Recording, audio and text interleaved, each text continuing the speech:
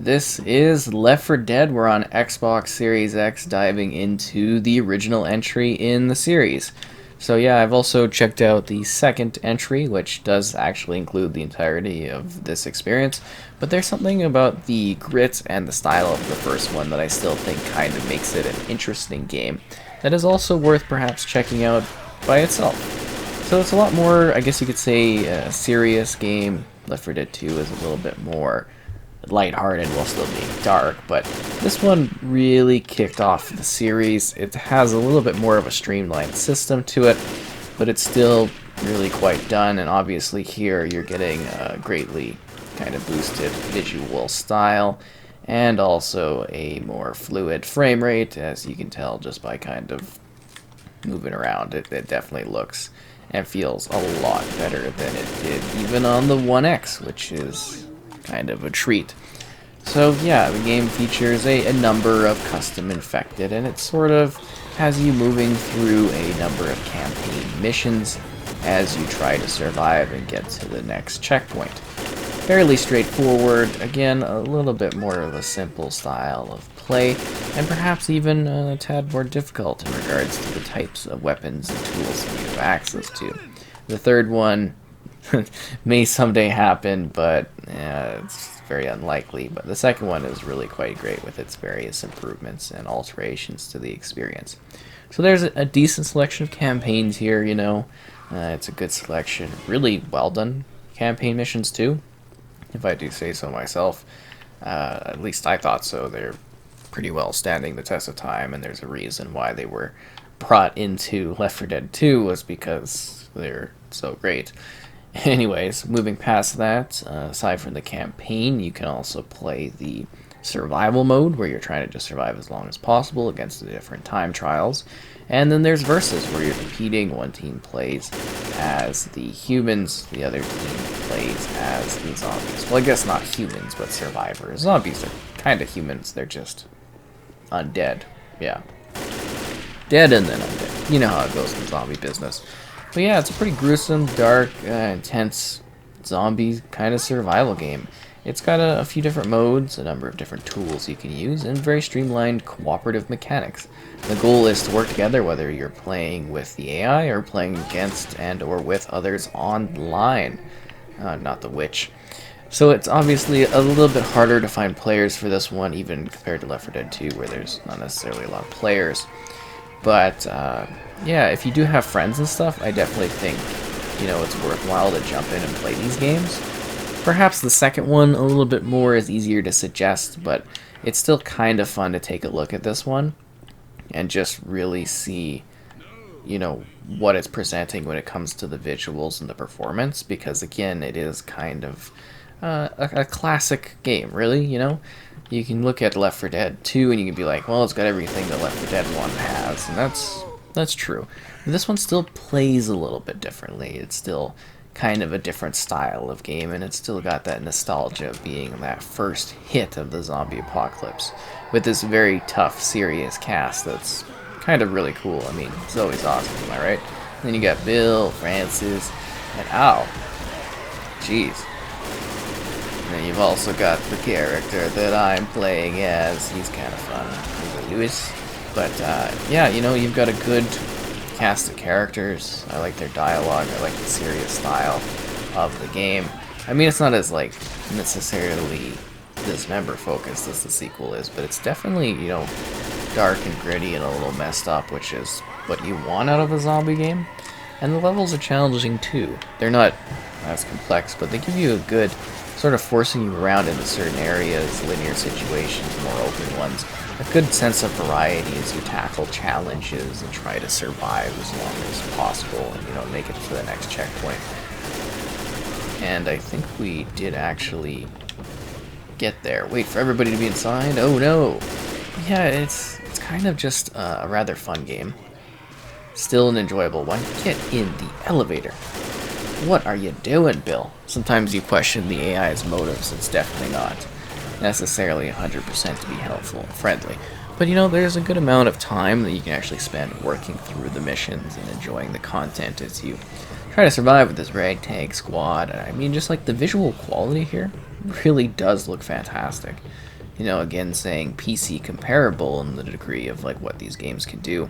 That was a fun little glitch out there. You saw the railing kind of twitching, but yeah, it's just kind of a well done game. A good selection of weapons are present, a good selection of tools, decent variety of maps that you kind of work through. Each has its own sort of unique vibes to it. I mean, there's one where you're like in an airport. Obviously, this is like a hospital.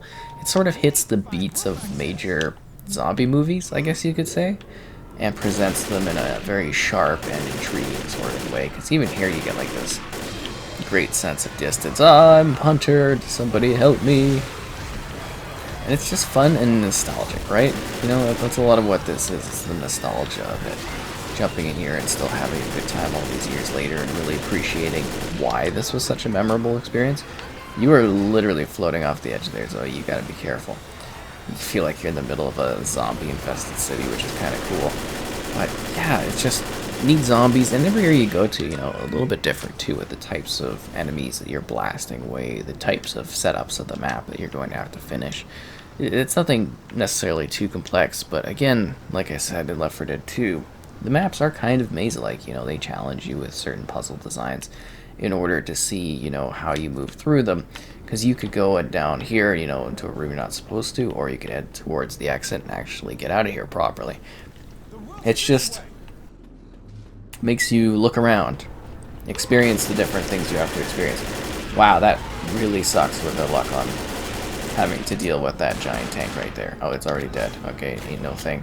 And you know, there's different difficulty options too if you want more of a challenge, but I think since we have reached the exit that we're going to show a different campaign so you can see a different perspective of gameplay. So this is survival, you're just trying to last as long as possible. I did mention it earlier. And yeah, we're on a blood harvest kind of area where it's like a bit of a farm. This one's also a very fun challenge and something a little bit unique. But it was an interesting game because there's also like a light sense of destruction too, depending on what you end up fighting. And I mean, it renders quite well, I think, and it's been performing perfectly. I haven't had issues at all with this. And it loads super, super fast. I don't even know if I mentioned that specifically in the Left 4 Dead 2 one, but it just goes across the bar instantly and you're into a game having a good time, which is just sort of wild, I guess you could say. I don't know, obviously you can still see like bits of popping and stuff, but that's just how the game is designed as opposed to being something that could necessarily be, you know, fixed or improved. That's just generally the game design itself. But, you know, it still paints a pretty interesting world, an expansive one where you get to battle it out, explore, fight off the hordes of zombies that are, well, the hordes of zombies, and also the wards, you know, they're deadly too out there. Don't want to mess with those, but yeah, good selection of zombies, neat selection of maps, good challenge at times too. And of course, you know, it stands out on its own as being the first entry in the series. Still a rather fun time, still an enjoyable game. Just not necessarily as complex as the sequel, which you can definitely see if you kind of go back to back on what each of them presents. But I think, you know, that almost like grittier type of style still holds up in an interesting way for making this feel, you know, memorable as being something by itself. Even though it is included in the second one, you might jump in here because you want that initial original experience that you had, where things are a little bit simpler, things are a little bit more serious in some of the content ways. Jeez. You know, even some of the looks of the zombies and that. It's just a good amount of content. Jeez, I really got blasted away here. It's got its own good set of like content to it across the modes. You know, probably minus the survival, because I'm not sure you really run into people at this point, but still quite a fun game. And I think I'm actually being revived here. And it's especially good if you are able to actually get friends together.